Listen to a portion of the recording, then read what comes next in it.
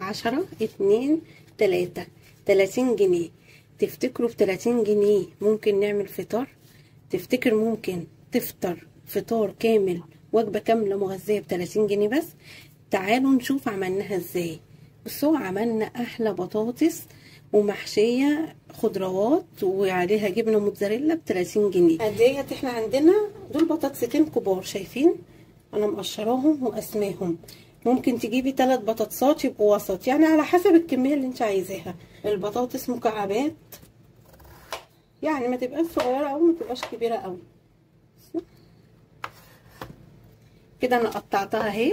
هنجيب بقى الحله بتاعتنا فيها ميه، نجيب حله كده مساحتها كويسه، شايفين، وهننزل فيها بالبطاطس بتاعتنا اللي احنا قطعناها مكعبات، وهنحط عليها يعني معلقه ملح كبيره، وهرفعها على النار في حدود 10 دقايق ربع ساعه تتسلق معانا وارجع لكم. استوت اهي. بصوا، انا عايزاها ناعمه بطريقه فظيعه كده، يعني تدوسي كده فيها، وههرسها اخليها ناعمه خالص. بس قبل ما انعمها هعمل ايه؟ احط معلقه، يعني مش معلقه ملح، هي دي بتبقى نص معلقه اهي، عشان حاطه ميه في الميه ملح، خلوا بالكم.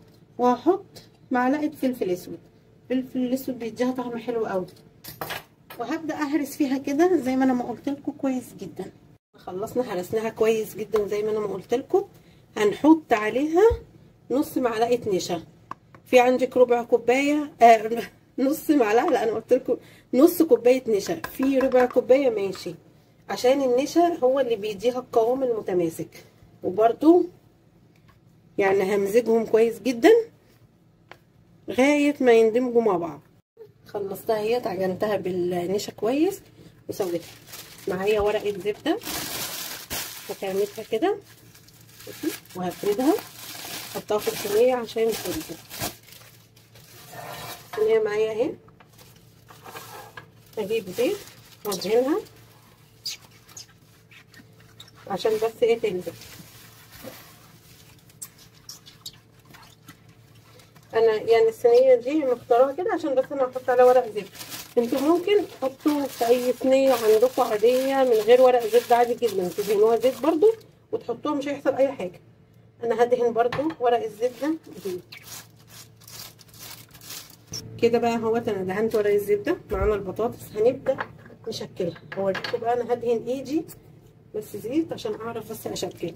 بصوا يا جماعه، المفروض العجينه دي ترتاح في التلاجة شويه، بس انا بس عشان ايه مستعجله مش هلحق ايه يعني احطها في التلاجة. بصوا، هعمل لها خرم كده او فتحه اهي، بصوا تبقى شكل ايه، طبق كده او دايره، شايفين ماشي. وهبدا احطها في الصينيه عندي، هي سخنه فهي هتلاقوها ايه بتميل، لكن لما ترتاح، انا بس عشان عايزه اشتغل على طول مش متشكله معايا ايه 100%.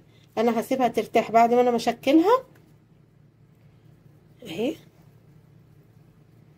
دايره اهي.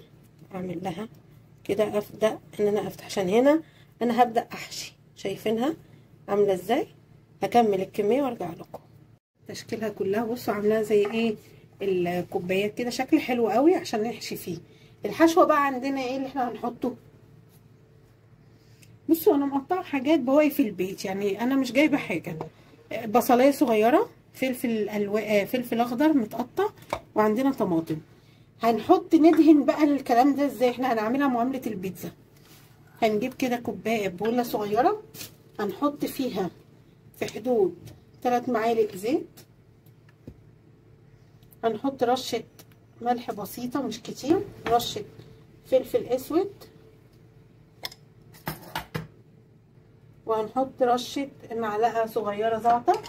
بصوا بقى، عندكم اللي هي صلصه بطرمانات الصلصه ماشي، ما عندكمش، عندكم قوطه متصلصه ماشي، ما عندكمش حطوا معلقه كاتشب. اهو ده كاتشب اهو حطيتها بس كده.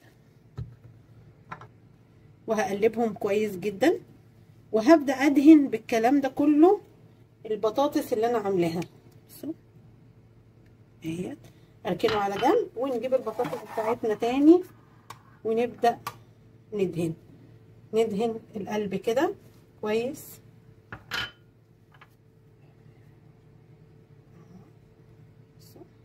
انا بعمل هنا عشان بس يبان لكم اهوت، بس بسيط قوي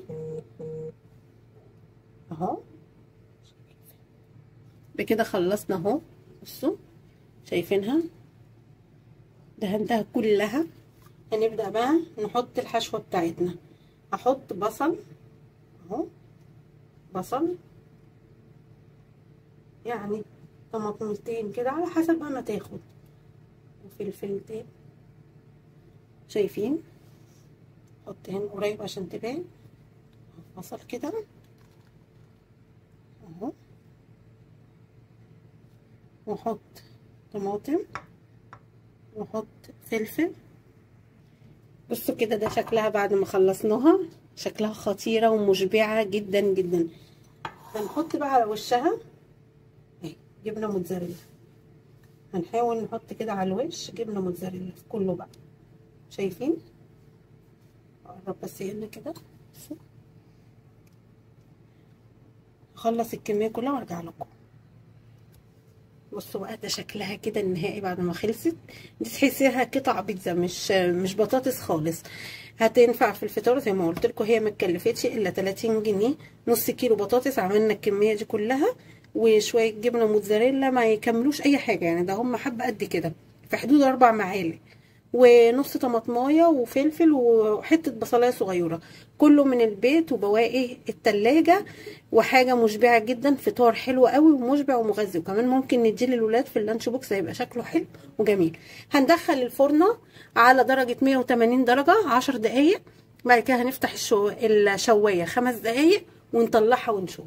بعد ما طلعت من الفرن شغلت الشوايه زي ما قلت لكم 10 دقايق. انا بس هقربها لكم عشان يبان التفاصيل اهيت. بصوا حطيت كام واحده في الطبق عشان اوريها لكم. شايفين الجمال والحلاوه؟ حلوه جدا. ما تنسوش تعملوا شير واشتراك للقناه. باي باي.